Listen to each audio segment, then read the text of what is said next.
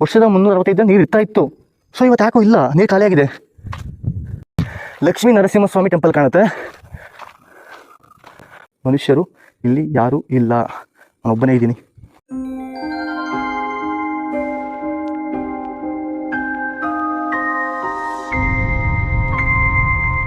ಕವಲೇದುರ್ಗಕ್ಕೆ ಬರಬೇಕು ಅಂದ್ರೆ ತೀರ್ಥಹಳ್ಳಿಯಿಂದ 16 ಕಿಲೋಮೀಟರ್ ದೂರ ಆಗುತ್ತೆ. ಅಲ್ಲಿಂದ ತೀರ್ಥಹಳ್ಳಿಯಿಂದ 16 ಕಿಲೋಮೀಟರ್ ದೂರ ಬಂದು ಇಲ್ಲಿ ಗ್ರಾಮ ಪಂಚಾಯಿತಿಯ ಒಂದು ಅಧೀನದಲ್ಲಿ ಟಿಕೆಟ್ ಕೊಡ್ತಾರೆ, ಅಂದರೆ ಬೈಕ್ ಪಾರ್ಕಿಂಗ್ ಟಿಕೆಟ್. ಅದು ಇಲ್ಲಿದೆ ನೋಡಿ. ಒಂದು ವೆಹಿಕಲ್ಗೆ 20 ರೂಪಾಯಿ. ಯಾವುದೇ ರೀತಿಯಾದಂತಹ ನಮಗೆ ಅಂದರೆ ಮೆನ್ ಮೂಮೆಂಟ್ಗೆ ಏನಿಲ್ಲ, ವೆಹಿಕಲ್ ಮೂಮೆಂಟಿಗೆ ಮಾತ್ರ 20 ರೂಪಾಯಿ ಚಾರ್ಜ್ ಮಾಡ್ತಾರೆ. ಅದಾದಮೇಲೆ ಈ ಥರ ಒಂದು ಕಡಿದಾದ ದಾರಿಯಲ್ಲಿ ನಾವು ನಡ್ಕೊಂಡು ಹೋಗ್ಬೇಕು. ಬಾಯ್ ಕಡೆ ಹೋಗ್ತಾ ಇದ್ದೀವಿ. ಮಳೆಗಾಲದಲ್ಲಿ ಬನ್ನಿ, ಬಿಸಿಲಿದ್ದ ಬರಬೇಡ್ರಿ. ತುಂಬಾ ಅಲ್ಲ, ಬಿಸಿಲಿದ್ದಾಗ ನೋಡೋಕೆ ಚಂದ ಅಲ್ಲ ಇದು. ಮಳೆಗಾಲದಲ್ಲಿ ಬರ್ಬೇಕ್ರಿ, ತುಂಬಾ ಚೆನ್ನಾಗಿರುತ್ತೆ ನೋಡಿ. ಚೆನ್ನಾಗಿ ಊಟ ಮಾಡಿ ಬನ್ನಿ. ಹತ್ತಬೇಕು ಮೇಲೆ 4 ಗಂಟೆಗೆ ಕ್ಲೋಸ್, 4 ಗಂಟೆ ಒಳಗೆ ಬರಬೇಕು ಅಂತ ಹೇಳಿದ್ದಾರೆ. ಅಕಸ್ಮಾತ್ ನಾವು ಮೇಲೆ ಹತ್ತೋದ್ರೊಳಗೆ 4 ಗಂಟೆ ಆಯ್ತು ಅಂದ್ರೆ ಅದೆಲ್ಲ ಗೇಟ್ ಹಾಕಿ ವಾಪಸ್ ಕೆಳಗೆ ಕಳಿಸ್ತಾರೆ. ನೋಡ್ರಿ, ಬ್ಯೂಟಿ, ಸ್ವರ್ಗ ಅಲ್ಲ.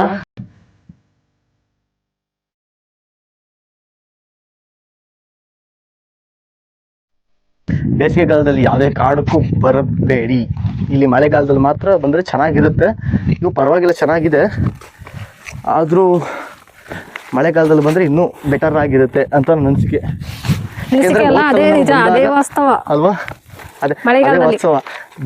ಹೋದ್ ಸಲ ನಾವು ಬಂದಾಗ, ನಾನು ವರ್ಷಿತಾನೆ ಸೇಮ್ ಬಂದಿದ್ವಿ ಹೋದ್ ಸಲ. ಸೊ ಮಳೆಗಾಲದಲ್ಲಿ ಬಂದಿದ್ವಿ, ಚೆನ್ನಾಗಿತ್ತು. ಮಳೆಗಾಲದಲ್ಲಿ ಬಂದರೆ ಲೀಚಸ್ಸು ಅವೆಲ್ಲ ಕಾಲಿಗೆ ಹತ್ಕೋತವೆ, ಮಜಾ ಇರುತ್ತೆ. ಟ್ರೆಕ್ಕಿಂಗ್ ಥರ ಮಾಡ್ಬೋದು.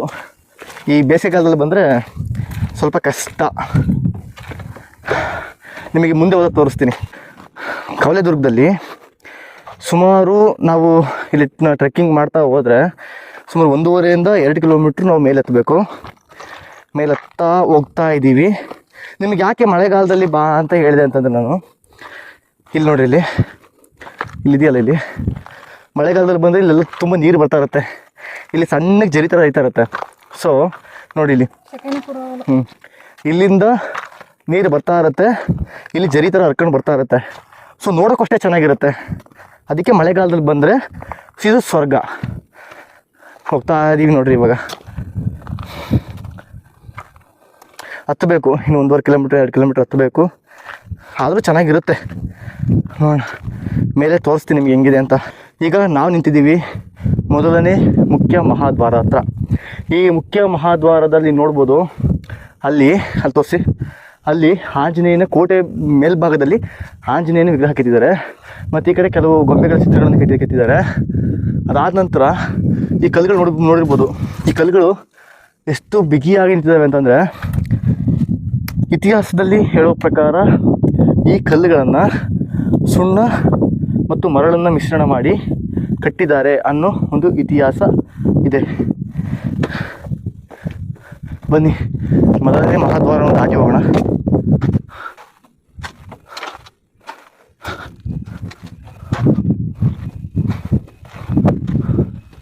ಮೊದಲನೇ ಮಹಾದ್ವಾರ ದಾಟಿ ಆಯಿತು. ಈಗ ನೋಡ್ಬೋದು ನೀವು, ಈ ಕೋಟೆ ಮೇಲ್ಗಡೆ ನಿಂತು ಕೋಟೆಯನ್ನು ಕಾವಲುಗಾರರು ವೀಕ್ಷಣೆ ಮಾಡ್ತಾಯಿದ್ರು ಆಗಿನ ಕಾಲದಲ್ಲಿ. ಬಹುಶಃ ನನ್ನ ಅನಿಸಿಕೆ ಇಲ್ಲಿ ಯಾವುದೋ ಒಂದು ದೇವಾಲಯದ ಒಂದು ಅವಶೇಷ ಇರ್ಬೋದು ಅಂತ ನನ್ನ ಅನಿಸಿಕೆ. ಯಾಕೆಂದರೆ ಇಲ್ಲಿ ನೋಡ್ತಾ ಇದ್ದೀನಿ ಮೆಟ್ಲುಗಳು ಕಾಣುತ್ತೆ, ಅಲ್ಲಿ ಜಗಲಿ ಕಾಣುತ್ತೆ. ಆ ಜಗಲಿಯಲ್ಲಿ ಎಂಟ್ರೆನ್ಸ್ ಬರ್ತಾ ಯಾವುದೋ ಒಂದು ದೇವರ ಗುಡಿ ಇಲ್ಲಿ ನಿರ್ಮಿಸಲಾಗಿತ್ತು ಅಂತ ನನ್ನ ಅನಿಸಿಕೆ. ನೋಡಿ, ಆ ಕಲ್ಲು ತೋರಿಸಿದ ದೇವರ ದೇವಸ್ಥಾನದ ಮುಂದೆ ಇರೋ ಕಲ್ಲು ಥರ ಇದೆ ಅದು. ನಾವೀಗ ಬರ್ತಾ 2ನೇ ಮಹಾದ್ವಾರದ ಕಡೆಗೆ ಬರ್ತಾ ಇದ್ದೀವಿ.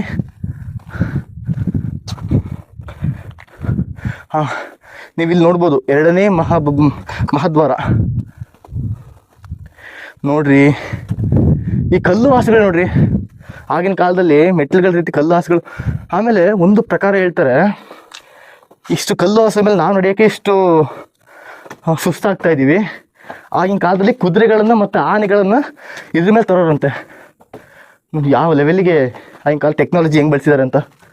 ಸೊ ನೋಡಿ, ಇದು 2ನೇ ಮಹಾದ್ವಾರ. ಈ ಬಾಗಿಲಲ್ಲಿ 2 ಕಾವಲು ಏನಂತಾರೆ ಅದಕ್ಕೆ, ಕಾವಲುಗಾರರು, 2 ಕಾವಲುಗಾರರು ಇದ್ದಾರೆ, ಅದನ್ನು ಕೆತ್ತಿದ್ದಾರೆ. ಸೊ ಇದಕ್ಕೆ ನಾವು ದಿಡ್ಡಿ ಬಾಗಿಲು ಅಂತ ಕರಿತೀವಿ. ಅಂದರೆ ಇಲ್ಲಿ ನೋಡಿ, ಈ ಮಹಾದ್ವಾರ ಕ್ಲೋಸ್ ಆಗಿರೋವಂಥ ಟೈಮಲ್ಲಿ ಈ ದಿಡ್ಡಿ ಬಾಗಿಲು, ಅಂದರೆ ಈ ಮಹಾದ್ವಾರನ ಕುದುರೆಗಳು ಮತ್ತು ರಾಜ ಮಹಾರಾಜರು ಹೋಗೋಕ್ಕೆ ಮೀಸಲಾಗಿತ್ತು.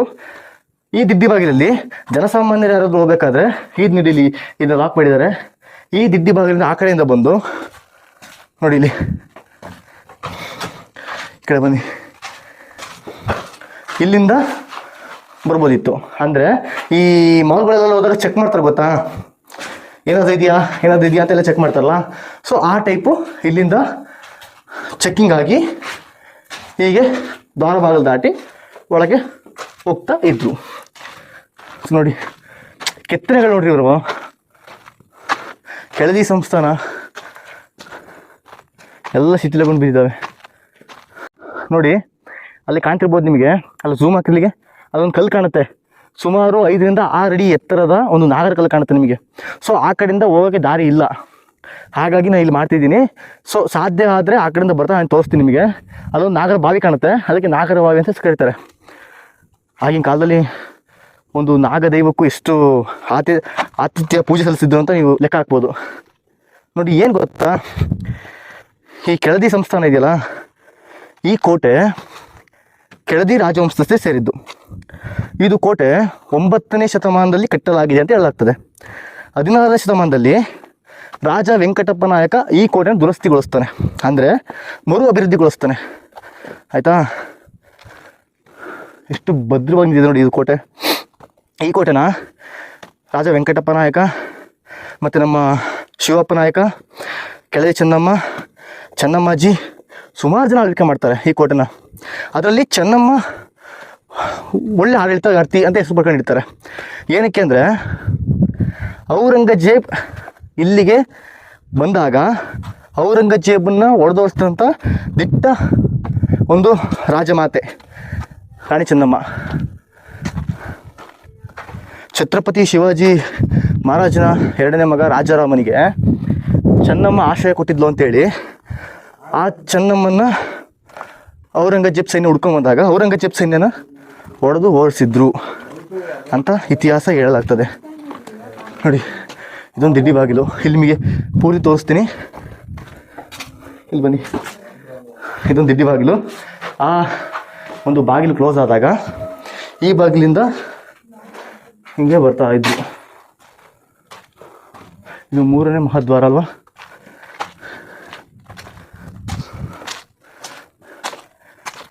ಔರಂಗಜೇಬ್ನ ಸೈನ್ಯವನ್ನು ಹೆಂಗೆ ಓಡಿಸಿದ್ಲು ಚೆನ್ನಮ್ಮ ಅಂತ ಹೇಳ್ಬಿಟ್ರೆ ನೀವು ಶಾಕ್ ಆಗ್ತೀರಾ.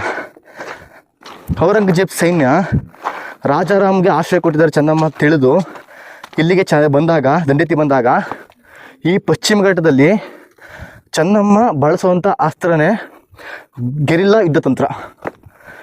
ಔರಂಗಜೇಬ್ ಸೈನ್ಯಕ್ಕೆ ಈ ಪಶ್ಚಿಮ ಘಟ್ಟ ತುಂಬ ವಸ್ತು, ಆದರೆ ಚೆನ್ನಮ್ಮನ ಸೈನ್ಯಕ್ಕೆ ಪಶ್ಚಿಮ ಘಟ್ಟದಲ್ಲೇ ಬೆಳೆದಂಥ ಗುಡ್ಡಗಾಡು ಪ್ರದೇಶದ ಒಂದು ಜನಗಳು ಹಿಡ್ಕೊಂಡು ಗೆರಿಲ್ಲಾ ಯುದ್ಧ ತಂತ್ರ ಬಳಸಿ ಕಂಡಲ್ಲಿ ಹೊಡಿತಾರೆ. ಯಾವ ರೀತಿ ಕಂಡಲ್ಲಿ ಹೊಡಿತಾರೆ ಅಂದರೆ, ಔರಂಗಜೇಬ್ ಸೈನ್ಯ ಹೊಡೆದು ಓಡೋಗಿದ್ದು ಇನ್ನೂ ವಾಪಸ್ ಬರಲಿಲ್ಲ ಅಂತ ಒಂದು ಇತಿಹಾಸ ಇದೆ. ಅದಾದಮೇಲೆ ಕಿತ್ತೂರು ರಾಣಿ ಚೆನ್ನಮ್ಮನಿಗೂ ಇಲ್ಲಿ ಆಶ್ರಯ ಕೊಟ್ಟಿದ್ದು ಅಂತ ಒಂದು ಇತಿಹಾಸ ಇದೆ. ಕೆಳದಿ ತುಂಬ ಇತಿಹಾಸಗಳನ್ನು ಹೊಂದಿದೆ. ಇವರ ರಾಜಧಾನಿಗಳು ಇಕ್ಕೇರಿ, ಬಿದನೂರು ಮತ್ತು ಈ ಕೆಳದಿ ಕೋಟೆ. ಈ ಕೆಳದಿ ಕೋಟೆಗೆ ಬ್ರಿಟಿಷರು ಸೆಂಟಿನಲ್ ಕೋಟೆ ಅಂತ ಕರೆದ್ರೆ, ಅದೇ ಆಗಿನ ಜನರು ಭುವನಗಿರಿ ದುರ್ಗ ಅಂತೇಳಿ ಕರಿತಿದ್ರು. ಈ ಭುವನಗಿರಿ ದುರ್ಗನೇ ಹಿಂದೂ ಕವಲೆ ದುರ್ಗ. ಕವಲೆ ದುರ್ಗ ಏನಕ್ಕೆ ಆಯಿತು ಅಂತಂದರೆ, ಹೈದರ್ ಅಲಿ ಸೈನ್ಯ ಇಲ್ಲಿ ಕವಲೆ ದುರ್ಗದ ಮೇಲೆ ದಾಳಿ ಮಾಡಿದಾಗ 17ನೇ ಶತಮಾನದಲ್ಲಿ ಈ ಕೋಟೆಗೆ ಮುತ್ತಿಗೆ ಹಾಕ್ತಾರೆ. ಮುತ್ತಿಗೆ ಹಾಕಿ ಈ ಕೋಟೆನ ಹೊಡೆದು ಛಿದ್ರ ಮಾಡ್ತಾರೆ. ಯಾವ ಲೆವೆಲಿಗೆ ಅಂದರೆ, 3 ತಿಂಗಳು ಈ ಕೋಟೆಗೆ ಬೆಂಕಿ ಇಟ್ಟಾಗ 3 ತಿಂಗಳು ಈ ಕೋಟೆ ಒತ್ತಿ ಹುರಿದಿತ್ತಂತೆ. ಆ ಲೆವೆಲಿಗೆ ಈ ಕೋಟೆನ ಛಿದ್ರ ಮಾಡ್ತಾರೆ. ಆಗ ಈ ಕೋಟೆ ಹೈದರ್ ಅಲಿ ಸೈನ್ಯ ವಶವಾಗುತ್ತೆ. ಹೈದರ್ ಅಲಿ ವಶ ಆದಾಗ ಅಲ್ಲಿ ಕೋಟೆ ಕಾಯೋಕ್ಕೋಸ್ಕರ ಕಾವಲುಗಾರರನ್ನು ಬಿಟ್ಟು ಕೋಟೆ ಕಾಯಿಸ್ತಾ ಇದ್ದಂತೆ ಹೈದರ್ ಅಲಿ. ಸೊ ಆ ಕಾರಣಕ್ಕೋಸ್ಕರ ಇಲ್ಲಿ ಕಾವಲು ದುರ್ಗ ಅಂತ ಹೆಸರಾಯಿತು. ಹೋಗ್ತಾ ಹೋಗ್ತಾ ಅದು ಕಾವಲು ದುರ್ಗ ಹೋಗಿ ಕವಲೆ ದುರ್ಗ ಅಂತ ಹೆಸರಾಯಿತು. ಇದು ಇತಿಹಾಸ. ಇಷ್ಟೊತ್ತು ನಾವು ದಿಡ್ಡಿ ಬಾಗಿಲನ್ನ ಲೆಫ್ಟ್ ಸೈಡಿಗೆ ನೋಡಿದ್ವಿ. ಫರ್ದ ಇಲ್ಲಿ ಮೇಯ್ನ್ ಇದರಲ್ಲಿ ಮಹಾದ್ವಾರದಲ್ಲಿ ರೈಟ್ ಸೈಡಿಗೆ ದಿಡ್ಡಿ ಬಾಗಿಲಿದೆ. ಬನ್ನಿ ಹೋಗೋಣ. ಇದು ಮೋಸ್ಟ್ಲಿ ದ್ವಾರಪಾಲಕ ನಿಂತ್ಕೊತಿದ್ದ ಜಾಗ ಅನಿಸುತ್ತೆ. ಬನ್ನಿ ದಿಡ್ಡಿ ಬಾಗಿಲನ್ನ ಆಚೆ ಬರೋಣ. ಈ ಕಂಬಗಳು ಹೆಂಗಿದ್ದಾವೆ. ಇಲ್ಲಿ ಚಿಕ್ಕ ಆಂಜನೇಯ ಗುಡಿ ಮಾಡಿದ್ದಾರೆ.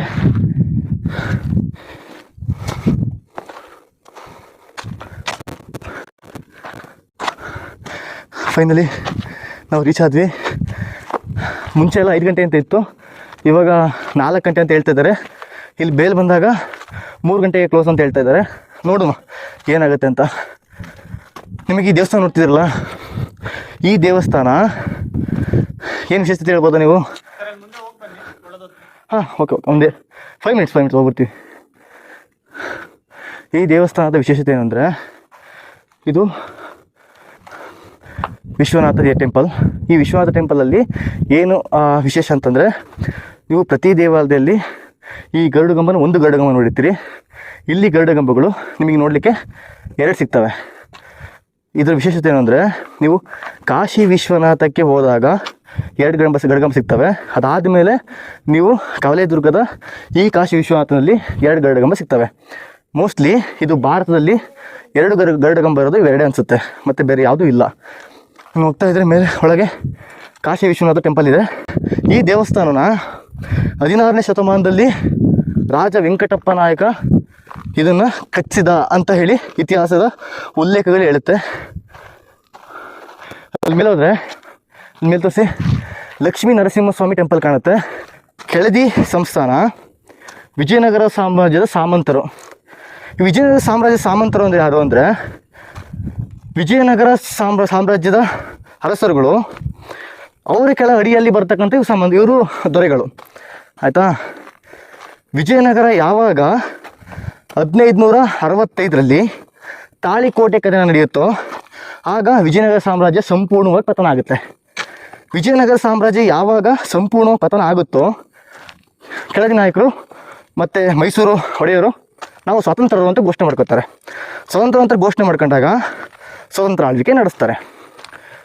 ಅದಾದ ಮೇಲೆ 17ನೇ ಶತಮಾನದಲ್ಲಿ ಯಾವಾಗ ಮೈಸೂರು ಹೈದರ್ ಅಲಿಗೆ ಸೇರುತ್ತೋ ಆಗ ಇಲ್ಲಿ ದಾಳಿ ನಡೆದು ಇವರ ಎಲ್ಲ ಕೋಟೆಗಳನ್ನು ಹೈದರ್ ಅಲಿ ಧ್ವಂಸ ಮಾಡ್ತಾನೆ. ಇದು ಕೊನೆಯ ಮತ್ತು 5ನೇ ಮಹಾದ್ವಾರ.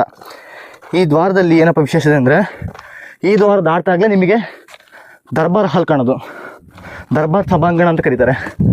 ನೋಡಿ ಆ ಕಡೆ ಈ ಕಡೆ ಚಿತ್ರಗಳು ಹೆಂಗೆ ಕಾಯ್ತವೆ. ಮೋಸ್ಟ್ ಇವು ಹುಲಿಗಳು ಸಿಂಹಗಳು ಅನಿಸುತ್ತೆ, ಕಾವಲು ಕಾಯ್ತಾ ಇದ್ದಾವೆ. ಬನ್ನಿ ನೋಡಿ. ಅಯ್ಯೋ, ಇಲ್ಲಿ ನೋಡ್ರಿ, ನೀರಿನ ಸಂಗ್ರಹಣೆಗಾಗಿ ತೊಟ್ಟಿಗಳನ್ನು ಬಳಸ್ತಾ ಇದ್ರು. ನೋಡಿ ಚೆನ್ನಾಗಿ ಮಾಡಿದ್ದಾರೆ. ಇದು ಎಲ್ಲ ವಿಶೇಷತೆ ಏನಪ್ಪ ಅಂದರೆ, ಇವೆಲ್ಲ ಒಂದೇ ಬಂಡೆಗಳಿಂದ ಕೊಡ್ತಾರಂಥವು. ಇದು ವರ್ಷ ನೋಡಿ, ಈ ಡಿಸೈನ್ ನೋಡಿ, ಡಿಸೈನ್ ತೋರಿಸಿದ್ನ. ವಾವ್, ಇವೆಲ್ಲ ಕೆಳಗೆ ತೋರಿಸಿದ್ನಿ ಡಿಸೈನು. ಇವೆಲ್ಲ ಒಂದೇ ಬಂಡೆ ಕಲ್ಲಿನಲ್ಲಿ ಕೆತ್ತಿಸಿಕಂಥವು. ಬನ್ನಿ ಒಳಗೋಣ.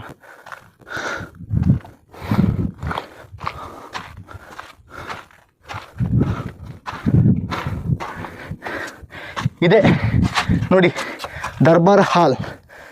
ಇದ್ರ ವಿಶೇಷತೆ ಏನಪ್ಪ ಅಂತಂದರೆ, ಇಲ್ಲಿ ರಾಣಿ ಚೆನ್ನಮ್ಮನ ಪಟ್ಟಾಭಿಷೇಕ ಆಯಿತು ಅಂತ ಹೇಳಲಾಗುವ ದರ್ಬಾರ್. ಇಲ್ಲಿ ರಾಜಪ್ರತಿನಿಧಿಗಳು ಆಮೇಲೆ ಮಂತ್ರಿಮಂಡಲಗಳು ಇಲ್ಲಿ ಬಂದು ಸಭೆ ಸೇರ್ತಾಯಿದ್ರು. ಇದು ರಾಣಿ ಚೆನ್ನಮ್ಮನ ಪಟ್ಟಾಭಿಷೇಕ ಆದ ಸ್ಥಳ. ನೋಡಿ ಇಲ್ಲೆಲ್ಲ ಬಿದ್ದಿದ್ದಲ್ಲ ಕಂಬಗಳು. ಈ ಕಂಬಗಳು ಮುಂಚೆ ಬಿದ್ದಿದ್ವಂತೆ, ತುಂಬ ವರ್ಷದ್ದು 9ನೇ ಶತಮಾನ ಕೋಟೆ. ಅದು 14ನೇ ಶತಮಾನದಲ್ಲಿ ಏನು ಪುನರ್ನಿರ್ಮಾಣ ಮಾಡ್ತಾರೆ ಅಂದಾಗ ಸಹಜ ಪ್ರಕೃತಿದತ್ತವಾಗಿ ಬಿದ್ದಿರುತ್ತೆ. ಈ ಕೊಳ ಇದೆಯಲ್ಲ, ಈ ಕೊಳದಲ್ಲಿ ವರ್ಷದ 365 ನೀರು ಇರ್ತಾ ಇತ್ತು. ಸೊ ಇವತ್ತು ಯಾಕೋ ಇಲ್ಲ, ನೀರು ಖಾಲಿಯಾಗಿದೆ. ಏನೋ ಗೊತ್ತಿಲ್ಲ. ಈ ಕೊಳ ನೋಡಿ ತೋರಿಸ್ತೀನಿ. ಎಷ್ಟು ಚೆನ್ನಾಗಿ ಸುಂದರವಾಗಿ ಕಟ್ಟಿದ್ದಾರೆ.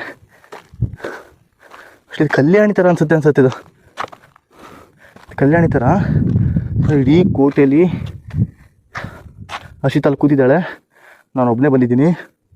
ಒಬ್ಬರು ಮನುಷ್ಯರು ಇಲ್ಲಿ ಯಾರೂ ಇಲ್ಲ, ನಾನು ಒಬ್ಬನೇ ಇದ್ದೀನಿ. ಸೊ ಅಲ್ಲೆಲ್ಲ ಹೋದರೆ ಅಲ್ಲೆಲ್ಲ ನೋಡಿ, ಅಲ್ಲಿ ದ್ವಾರ ಬಾಗಿಲು ಕಾಣಿಸುತ್ತೆ. ಈ ಕಡೆ ಹೋದರೆ ಕೊಠಡಿಗಳು ಕಾಣಿಸುತ್ತೆ. ಆ ಕಡೆ ಹೋದರೆ ನಿಮಗೆ ಈಗಿನ 5 ಒಲೆ ಮಾದರಿ ಏನು ನಿಮಗೆ ಗ್ಯಾಸ್ ಸಿಗುತ್ತಲ್ಲ ಸ್ಟವ್ವು, ಆ ಥರ ಆವಾಗಿನ ಕಾಲದಲ್ಲೇ ಕಲ್ಲಿನಲ್ಲಿ ಕೆತ್ತನೆ ಮಾಡಿದ 5 ಒಲೆ ಇರೋ ಒಂದು ಒಲೆ ಸಿಗುತ್ತೆ. ಈ ಕೊಳದಲ್ಲಿ ಮುಂಚೆ ಇಳಿಬೋದಿತ್ತು, ಆದರೆ ಈಗ ಇಳಿಯೋಕ್ಕೆ ಎಲ್ಲ ಬಂದ್ ಮಾಡಿದ್ದಾರೆ ನೋಡಿ ಗೈಸ್. ನಿಮಗೆ ಹೇಳಿದ್ನಲ್ಲ, ಈಗಿನ ಮಾದರಿ 5 ಒಲೆ ಗ್ಯಾಸ್ ಅವಾಗ ಕಲ್ಲಿನಲ್ಲೇ ಕೆತ್ತನೆ ಮಾಡಿದ್ರು 5 ಒಲೆದು ಅಂತೇಳಿ. ಸೊ ಅದು ಆ ಕಡೆ ಇದೆ. ಸೊ ತೋರಿಸೋಣ ಅಂತಂದರೆ ಈಗ ಟೈಮ್ ಓವರ್ ಅಂತ ವಾಪಸ್ ಕಳಿಸ್ತಾ ಇದ್ದಾರೆ. ಸೊ ತೋರ್ಸೋಕ್ಕಾಗಿಲ್ಲ.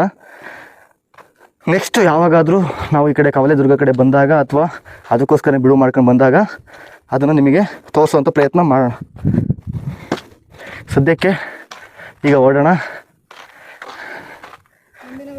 ಇಲ್ಲಿವರೆಗೂ ನಮ್ಮ ವಿಡಿಯೋ ನೋಡಿದ್ದಕ್ಕೆ ಧನ್ಯವಾದಗಳು. ಇದೇ ಥರ ನಮ್ಮನ್ನು ಪ್ರೋತ್ಸಾಹಿಸ್ತೀರಿ. ನಾವು ಮತ್ತೆ ವಿಡಿಯೋ ಮಾಡೋಕ್ಕೆ ಸಹಕಾರಿಯಾಗುತ್ತೆ. ಈ ವಿಡಿಯೋ ನಿಮ್ಗೆ ಇಷ್ಟ ಆಗಿದ್ದರೆ ಲೈಕ್ ಮಾಡಿ, ಶೇರ್ ಮಾಡಿ, ಸಬ್ಸ್ಕ್ರೈಬ್ ಮಾಡಿ. ಮತ್ತೆ ಮುಂದಿನ ವಿಡಿಯೋದೊಂದಿಗೆ ಮತ್ತೆ ಸಿಗ್ತೀವಿ. ಅಲ್ಲಿವರೆಗೂ ಟೇಕ್ ಕೇರ್. ಬಾಯ್ ಬಾಯ್.